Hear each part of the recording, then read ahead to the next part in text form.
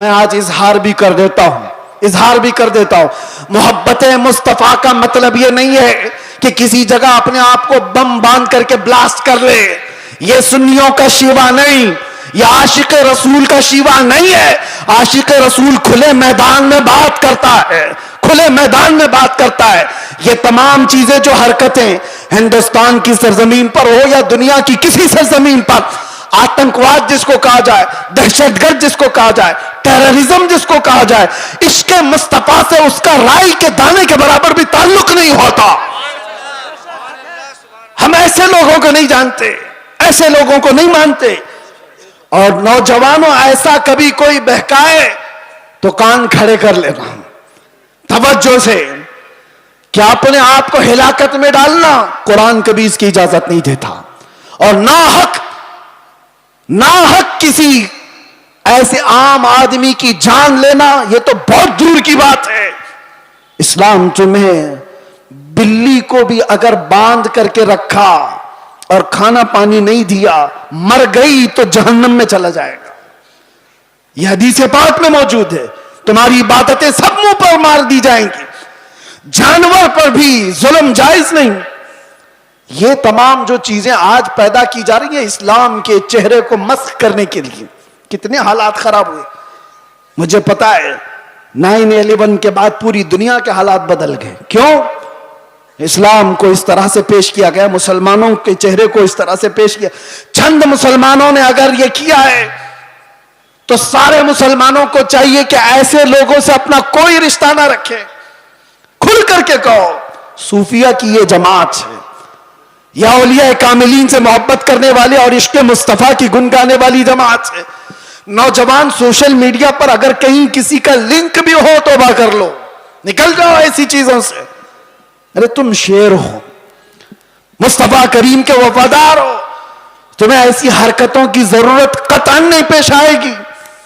अल्लाह तबारक व तआला इस दीन का हामी व नासिर व मददगार है।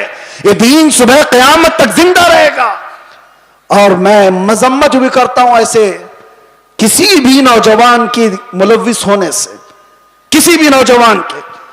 और मैं आसपास सारे लोगों को तंबीह करता हूं सोशल मीडिया के जरिए से, कुछ ऐसी जमातें जो नौजवानों को भड़का करके, नौजवानों को दीन के नाम पर और भी बहुत सारे ऐसे जज्बाती नाम पर उनको उभारती हैं, कई जगह पर उनको ले जाती हैं। ये सारी जमातें पड़ोस मुल्क से अपना काम कर रही हैं और हिंदुस्तान में क्या पूरी दुनिया में अपने नसें फैलाई हुई हैं। इसलिए यह तंबीहन जरूरी है हर नौजवान को। सोशल मीडिया का भी इस्तेमाल करो तो बहुत सोच समझ करके, किसी के हत्थे मत चढ़ जाना, किसी ऐसे के हत्थे मत चढ़ जाना जो तुम्हारे जज्बात का इस्तेमाल करके तुमसे ऐसे काम करवा दे जो पूरी उम्मत मुस्लिमा के लिए खतरा बन जाए, पूरे इस्लाम के लिए खतरा बन जाए। आज हर मुसलमान के लिए, ये सारे टोपी दाढ़ी वालों के लिए कितना खतरा है, कितनी मुश्किलात है। आपको पता है न्यूयॉर्क में आज से 25 साल पहले जब ऐसे हमले हुए थे तो कई साल तक वहां रहने वाले मुसलमानों को कितनी तकलीफें उठानी पड़ी थी, कितनी तकलीफें। और कई मर्तबा ऐसा भी हुआ कि एक चीज है एक्सट्रीमिज्म, ये जो शिद्दत पसंदी है वो दूसरी शिद्दत पसंदी को जन्म देती है। एक तरफ से शिद्दत हो तो दूसरी तरफ की भी शिद्दत को वो जन्म देती है। हालात ऐसे थे कि लोग उस वक्त सिखों को भी मार रहे थे तो उन्होंने भी पगड़ियां निकाल ली, दाढ़ियां निकाल ली। मुसलमानों के साथ भी यह मामला था। चंद लोगों की वजह से पूरी उम्मत मुस्लिमा खतरे में है। क्यों ऐसा कोई नौजवान करे? न खुद का भला, न दीन का भला, न देश का भला, किसी का भला नहीं सिवाय नुकसान के। इसलिए नौजवानों, इन हालात में कभी भी अपने व्हाट्सएप का इस्तेमाल, अपने फेसबुक का इस्तेमाल, अपने इंस्टा का इस्तेमाल, ये सारे जाल हैं।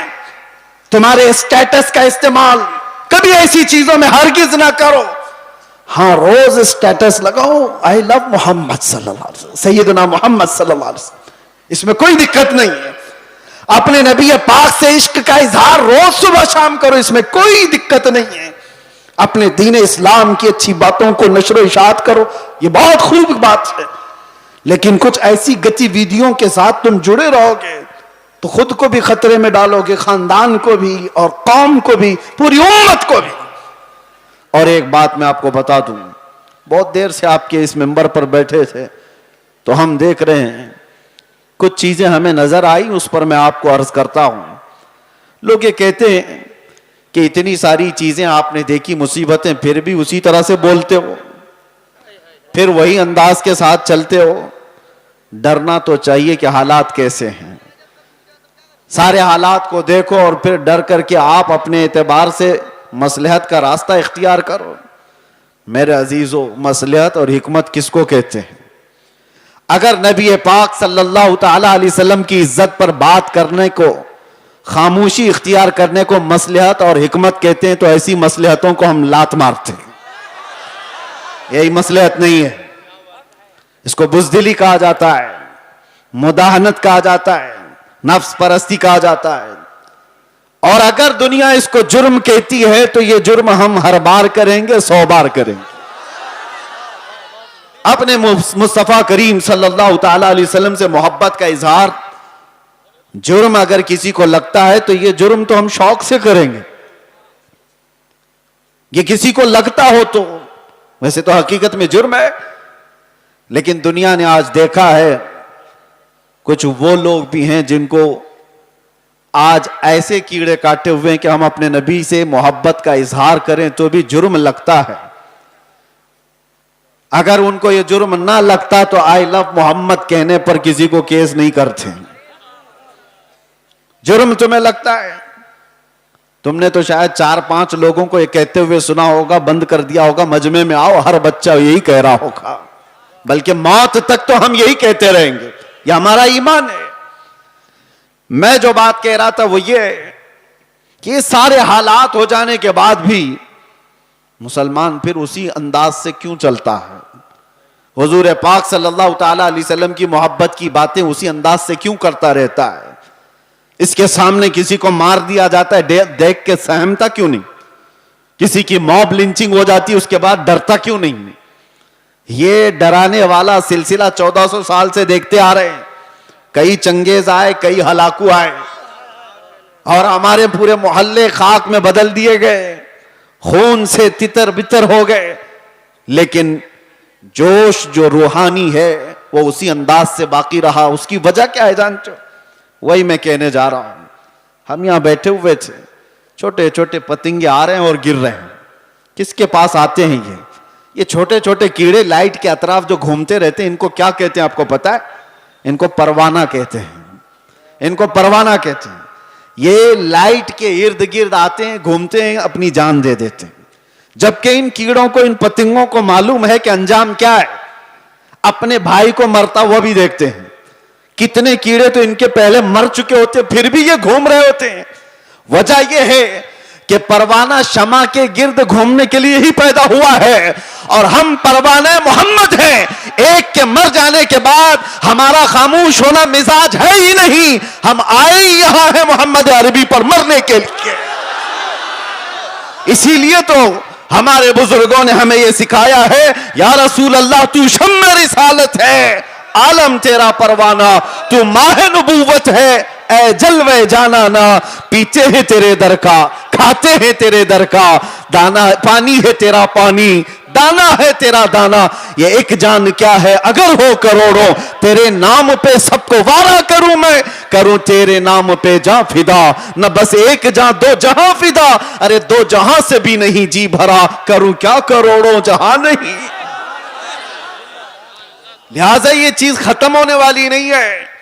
इसीलिए शायर ने बहुत पहले ये कहा था कि लोगों ने ये दुनिया में देखा है, सबसे अजीम हस्ती मेरे मुस्तफा करीम सल्लल्लाहु अलैहि वसल्लम के खानदान की, खानदाने मुस्तफा का चश्मो चिराग जो करबला में प्यासा शहीद किया गया, बच्चों समेत कत्ल कर दिया गया। उस हुसैन आजम का उस वक्त जो मकाम था, उनके मकाम को कोई नहीं पहुंच सकता था। उस अजीम हस्ती को शहीद करके क्या इस दीन के धारे को रोक दिया गया? क्या दीन इस्लाम का धारा रुक गया, खत्म हो गया? नहीं हुआ। उसके बाद बहुत सारी अजीम हस्तियां आईं जो राह खुदा में शहीद होती चली गईं। हिंदुस्तान की सरजमीन भी इससे लाल हुई है। यहां उस किफायत अली काफी की आवाज गूंजती रहेगी और हर आने वाला आलिम तुम्हें सुनाता रहेगा 3000 कुत्तों ने एक आलिम दीन को गिरफ्तार किया था। अंग्रेजों की बात कर रहा हूं। फिर यहां पर आकर के फिर मुझे ले जाएं कहीं कुत्ता इनको कह दिया। जो जिसको समझे, जो जिसको समझे। अंग्रेजों को तो कह सकते हैं ना। जिसके अंदर मेरे अजीजों ये बुज़दिली की कैफियत थी और किफायत अली काफी को गिरफ्तार करके सूली पर चढ़ाया गया था। जुर्म क्या था? इश्क मुस्तफा में बोलता था, मोहम्मद अरबी सल्लल्लाहु अलैहि वसल्लम का दीवाना बनाता था लोगों को, और किसी तरह की फसाद, किसी तरह के फितने और फसाद को अपनी जमीन पर बर्दाश्त नहीं कर पाया तो सूली पर चढ़ा दिया गया एक आलिम दीन को। और आम आलिम दीन नहीं, जिसकी इज्जत, जिसका एहतराम इमाम अहले सुन्नत फाजिल बरेलवी किया करते हो। लेकिन मेरे अजीजों, फांसी पर अंग्रेज चढ़ा रहे थे, मजमा देख रहा था, तब भी किफायत अली काफी के पेशानियों पर कोई शिकन नहीं, कोई फिक्र नहीं, ना जिस्म के अंदर कोई कपकपी, खौफ और हिरास, बल्कि फंदे पर चढ़ने से पहले यूं कहा था, कोई गुल बाकी रहेगा न चमन रह जाएगा, पर रसूलुल्लाह का दीने हसन रह जाएगा। सब फना हो जाएंगे काफी वो, लेकिन हश्र तक नाम हजरत का जुबानों पर चलन रह जाएगा। क्या किया? अंग्रेजों ने 8 दिन तक जश्न मनाया था। किफायत अली काफी को हमने फांसी पर चढ़ा दिया। फांसी पर चढ़ाने से पहले 8 दिन तक किफायत अली काफी के जिस्म पर गरम इस्त्री फेरते थे, और जब जख्म होता था तो उस पर नमक छिड़कते थे। उस आलिम दीन को उन्होंने बहुत आजमाइशों में मुब्तला किया, लेकिन वो टस से मस नहीं हुआ। शहीद होने के बाद 8 दिन तक तो जश्न मनाते रहे, ये सोचते हुए कि अब जगाने वाला खत्म हो गया, एक ऐसा जो बोलने वाला था बंद हो गया। उन जालिमों को खुदा का ये दस्तूर नहीं मालूम। मुरादाबाद शहर में इन्होंने इस किफायत अली काफी को फांसी पर चढ़ाया था, और वही जमाना है 100 किलोमीटर दूर बरेली में अल्लाह ताला इमाम अहमद रजा को पैदा कर रहा है। और वो इमाम अहमद रजा जब जवानी में तशरीफ लाए तो फिर पूरी कौम की गुत्थियों में इश्क मुस्तफा पिला दिया। हर जगह से आवाज आने लगी, हर जगह से आवाज आने लगी, सबसे आला व औला हमारा नबी, सबसे बाला व बाला हमारा नबी। बच्चे बच्चे की जुबानों पर इश्क मुस्तफा सल्लल्लाहु ताला अलैहि वसल्लम की सदाएं गूंजने लगी। मैं मिसाल इसलिए अर्ज कर रहा हूं, सारे मिलकर के इन चिरागों को बंद करने की कोशिश करते रहेंगे तब भी यह मुमकिन नहीं। मेरा रब कुरान में फरमाता है, ये अपने मुंह के फूकों से अल्लाह के चिराग को बुझाना चाहते हैं, और अल्लाह सुबह क़यामत तक अपने चिराग को रोशन रखेगा। एक तुम बंद करोगे, रब ताला दूसरा पैदा फरमाएगा, दूसरा पैदा होगा। इसलिए हमें अपनी फिक्र नहीं है, हमने जो जीना था वो जी लिया है। मगर ऐ मुसलमानों, आपसे मैं ये गुजारिश करूंगा, इस जमाने में तुम्हारे लिए सबसे बड़ी दौलत, जिसका हर डाकू इंतजार में है लूटने के लिए, हर चोर तुम्हारे पीछे है छीनने के लिए, वो दौलत तुम्हारी टोपी, तुम्हारी दाढ़ी, तुम्हारे कुर्ते, तुम्हारे जुब्बे, तुम्हारे घर गाड़ी बंगले नहीं है। आला हजरत को सुनो, कहते हैं आंख से काजल साफ चुरा ले, यहां वो चोर बला के हैं, तेरी गठरी ताकी है और तूने नींद निकाली है।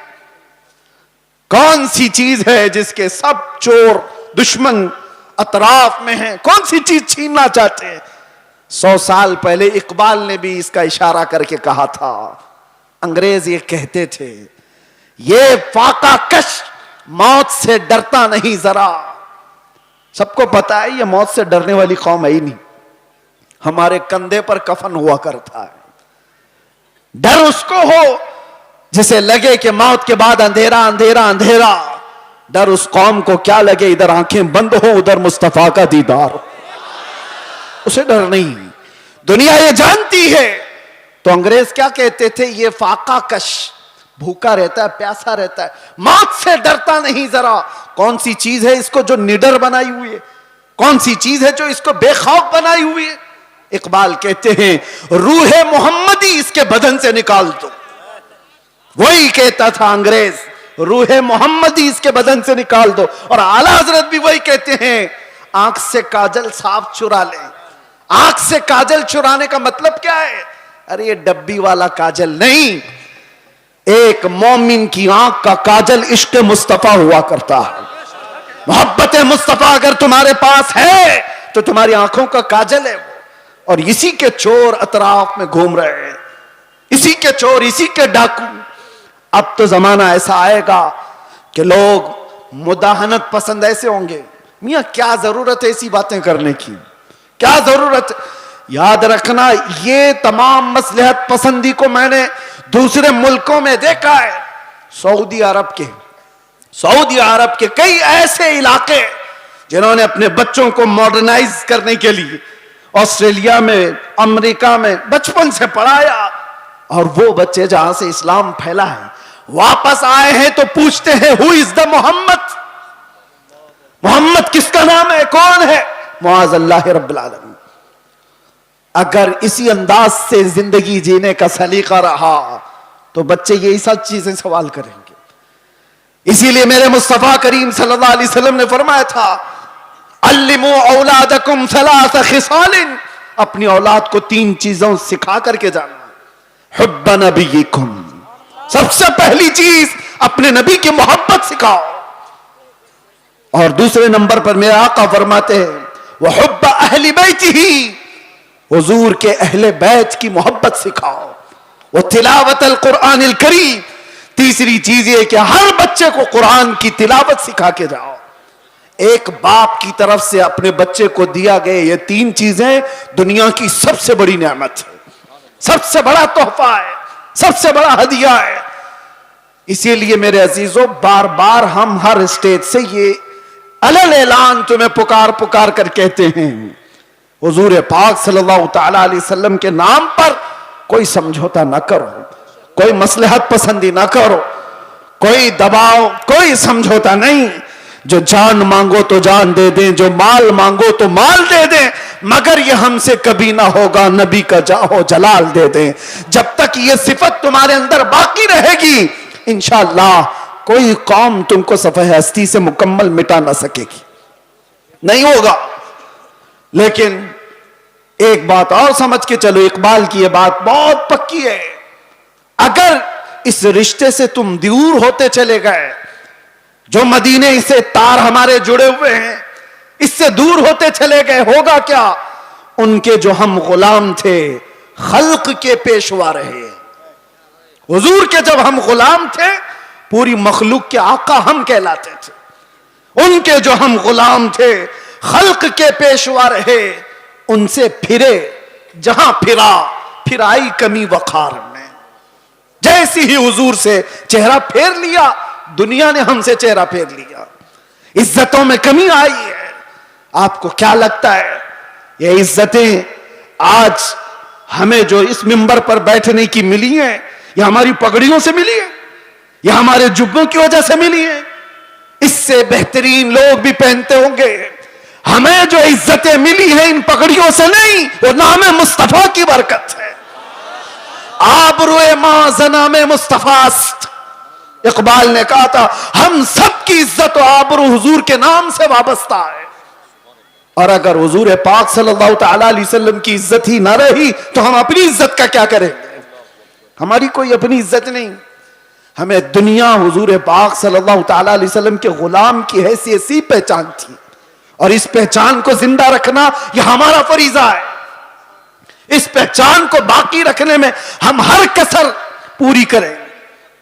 इसीलिए मैंने कहा था अभी चंद दिनों कबल, आपके सामने दोहराता हूं, चंद दिनों पहले, वो तो मैं बाहर आने के बाद कैद से पहली मर्तबा बंगाल आपके सामने आया हूं, लेकिन आपको एक बात बता रहा हूं। अभी मैंने कहा अंग्रेजों के मुतालिक, हमारी जुबान से निकल जाता है कुत्ते का लफ्ज, निकल जाता है। और सबको पता है, इसी बात पर मुझे 8 महीने अंदर रख दिया।